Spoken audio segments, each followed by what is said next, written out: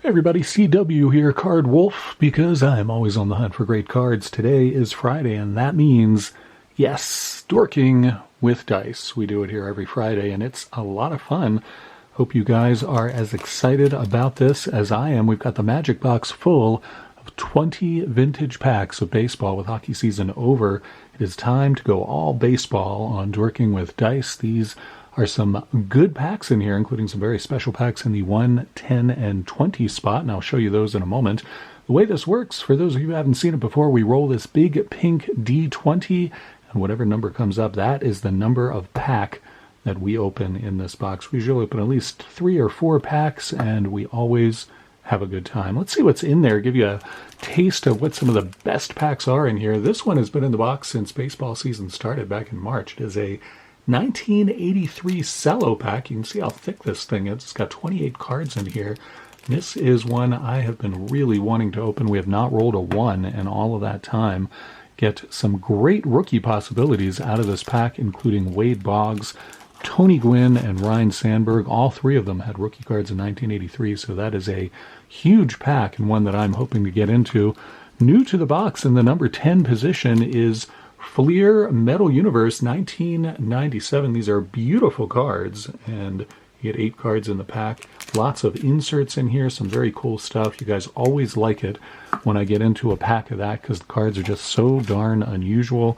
And then back here in the number 20 spot is another pack brand new to the box this week. It is 1984 Fleer Baseball, and this is a very sweet pack. Get a Don Mattingly rookie out of here. That would be awesome.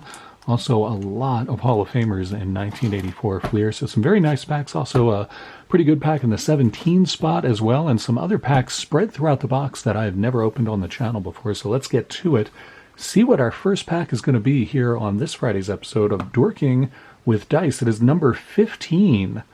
15 is the pack we shall open. Let's count from the back. There's 20, 19, 18, 17, 16, and 15 is Bowman Baseball 1990. This one we have opened on the channel before, and it's always full of some good images. Bowman Baseball, lots of very nice photography for this. Let's get into this pack and see who we find in this 1990 pack of Bowman Baseball. We find some rather gross looking bubble gum there right off the top. Let's see if we can pry it off the back of Julio Velara's card.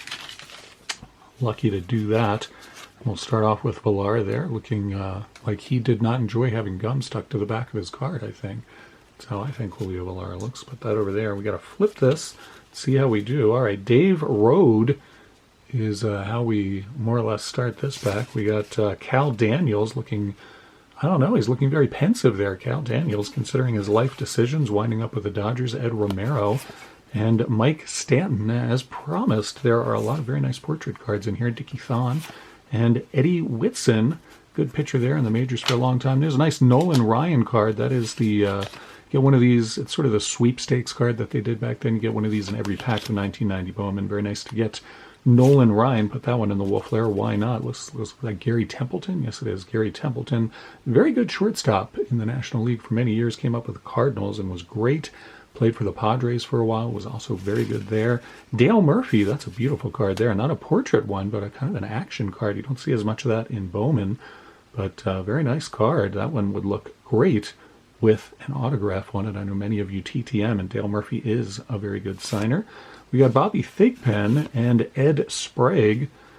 Behind him, it's Kevin Romine from the Red Sox. Bob Boone, longtime catcher in the MLB, probably best known for his stint with the Phillies, where they went to the World Series, but there he is with Kansas City. And behind him, Von Hayes, also in the majors for quite a while. A lot of cards in that pack. Always like these vintage packs because they are full of cards. You don't just get 4 cards or 7 cards or something like that. You usually get 15, which is great. Let's see what our second pack is going to be on today's episode of Dorking with Dice. That one rolls around a lot. We get pack 20. That is excellent. We get one of our big packs here. Second pack is a big one. It is 1984 Fleer Baseball. Man, that is awesome. Love to see us getting into these big packs. This is great. Looking for a Don Mattingly rookie out of here. We will get a sticker in this. No bubblegum in the Fleer packs, that's for sure. I believe I have one of these 1984 Fleer wrappers, but just in case, I'll be extra careful with this in the hopes that I can maybe add it to my wrapper book. This one's beautiful. I've had this pack since 1984. This one from my personal collection, and it does not look like it's going to come undone very easily. I'm trying to be as careful as I can getting into this thing. I did rip it a little bit there, but I think it will still display nicely if I can flatten it.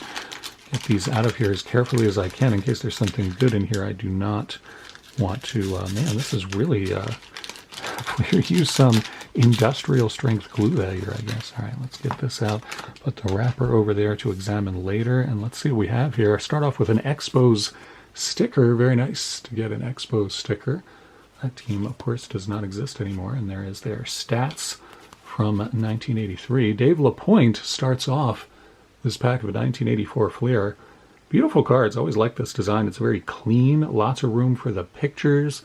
And just looks very professional. Ron Renicky, who I believe was the brother of Gary Renicky, played for the Orioles for a while, good outfielder for them. Mickey Rivers, always liked Mickey Rivers, played for the Yankees and the Angels before coming over to Texas, and went to the World Series with the Yankees as their leadoff hitter and primary base stealer. Mickey Rivers always looked like he was having a great time playing. I did not know that he was a DH for a time. That's pretty cool. I didn't know they put him in that position. Larry Herndon, good player there for Detroit. John Denny, who had some great years for the Cardinals and then went over to the Phillies. Gene Garber, longtime MLBer. And Jerry Morales, who looks like he needs somebody to repeat that. You want to say that again? I didn't quite pick up on that. Dick Tidrow, and that is quite the mustache. That is going to go into the stack I have here right next to me. It is right over here. It is right over here of cards with predominant mustaches on them that I'm going to be sending to Brent at Mac Wax Stacks. He told me he's making a set of those. I'm just going to put that right over there. Mike Hargrove, who was a good first baseman for Cleveland. I believe he played for Texas before that, and then he went on to become a manager. So that's pretty cool. He looks very young there. Eddie Whitson, again, 2 packs in a row with Ed Whitson.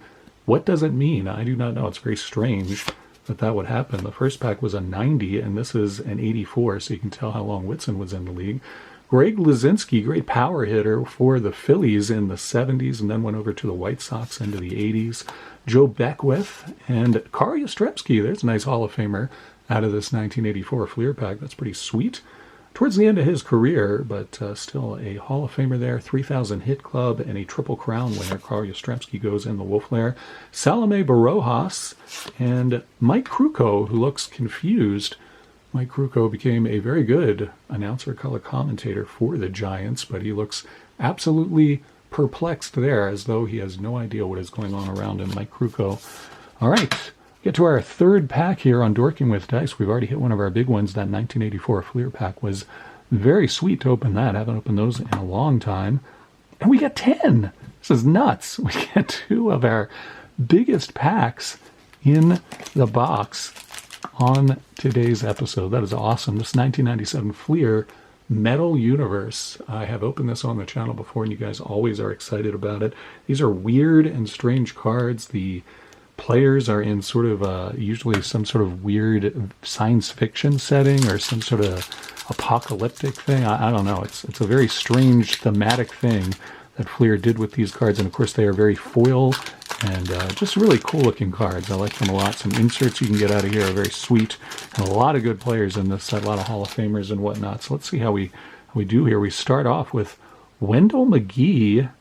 Wow, that is, I have to say, that is a player I do not remember, and a player that I don't think I've ever pulled out of this set before. I get that in focus for you. I don't know what's going on here. Here we go. Wendell McGee starts things off for us there in the Fleer Metal Universe pack that we are opening. They're a little sticky, but that's okay. Don't have too much ink loss there. We got Juan Guzman, the ace for the Blue Jays.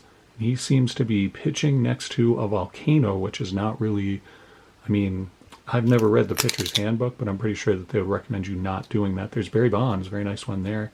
Nice Barry Bonds Metal Universe. Interesting that he has some sort of augmented, I don't know, it's like he's got robotic arms or something. That one's not in focus. Let's bring that back and see if we can get that in focus where you can see Barry Bonds' robotic arms. Very interesting that they would choose to present him in that way, given his PED usage. Gary DiSarcina.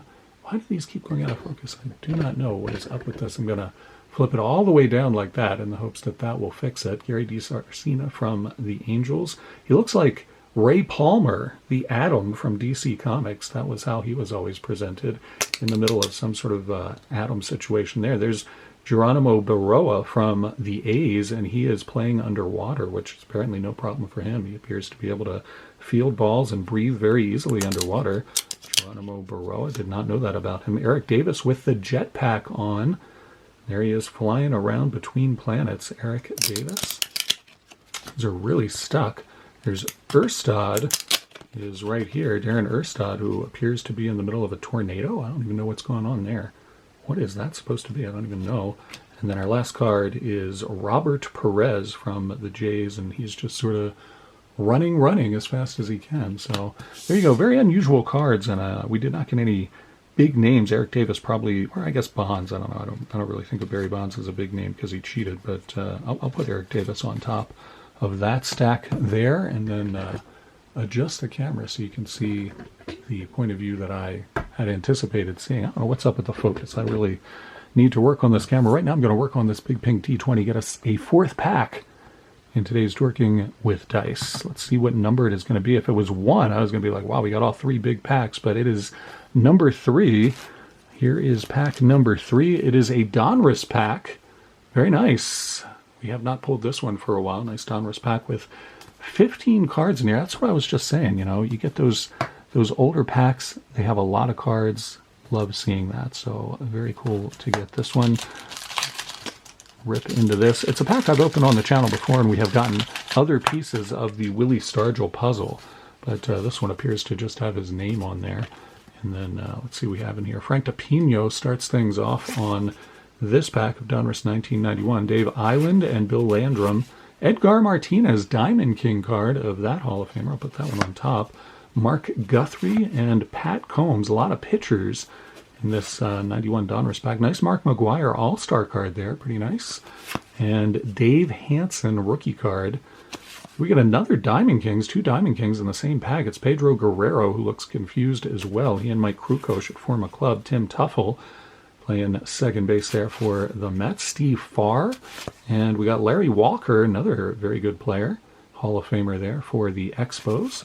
And Paul Gibson with the spectacles for Detroit. Hubie Brooks. And we finish off with Deion James for Cleveland. I want to take another shot at getting the trifecta today. We talked about Carl Yastrzemski getting the Triple Crown. See if we can get the Triple Crown and get all 3 of our biggest packs. See if we can roll the 1, open 1 more pack on today's episode. See if we can hit that number 1 pack that's been in the box for months and months at this point. See if we can do it. Goes all the way back to Yarmir Mick Jogger back there, and it is the 8. So we will not hit that 1 today. I'm going to have to count these. That was 3, 4, 5, 6, 7, and 8 is a sweet 1997 Fleer Ultra pack. These are beautiful cards. I don't know if you're familiar with Fleer Ultra, but very nice cards in these. Really apologize for my focus today. I thought I had this set up the right way. 9 different insert sets in this product, which is why I like this so much. Tons of insert possibilities here. Really good stuff. If you can pull some of those inserts there, very, very nice cards. And just the regular cards are very pretty, I think. Once again, this is Fleer 1997 Fleer Ultra, and we will go through these and see what we find. Charles Johnson starts things off for us with the Marlins. Charles Johnson was a good catcher. He kind of bounced around between a lot of teams. Never really did find a home for very long, I don't think. Melvin Nieves there for Detroit, fielding for them. Shad Williams. I don't remember Shad Williams, named after the fish, perhaps. Show you the backs of these cards. Several different photos on here, which I always like when a card company does that. Jose Rosada for Kansas City. I don't remember him either. So we have here Ernie Young. I remember him, and he is appropriately pictured on the base pads. He was a good base stealer. Robin Jennings. I also don't remember him. Man, this is weird. I think there's 300 cards in this set, so there are a lot of players in here that I don't have. Juan Guzman again. Wow, we get 2 Juan Guzman in back-to-back packs. I don't know. I don't know what that means. It's definitely mysterious, though. I don't know what to think about that. We got Kurt Leskonik from Colorado, and then we get a checklist card. We haven't had one of those in this pack. But I think the checklist cards, if I'm remembering right, are inserts, and they are. You get a Sammy Sosa checklist there. Not into Sosa, but I know many of you are Cubs fans, so that may be interesting to you. And our last card is a gold medallion edition of Alex Gonzalez from the Blue Jays. These were sort of parallels, I guess you could say. And it just says gold medallion down there, and I'm not sure that there's much else that is all that different about these cards. But there you go. That is our 1997 Fleer Ultra Pack. Nothing huge out of there. Best cards, or at least what I thought were best cards, were Yaz and Nolan Ryan.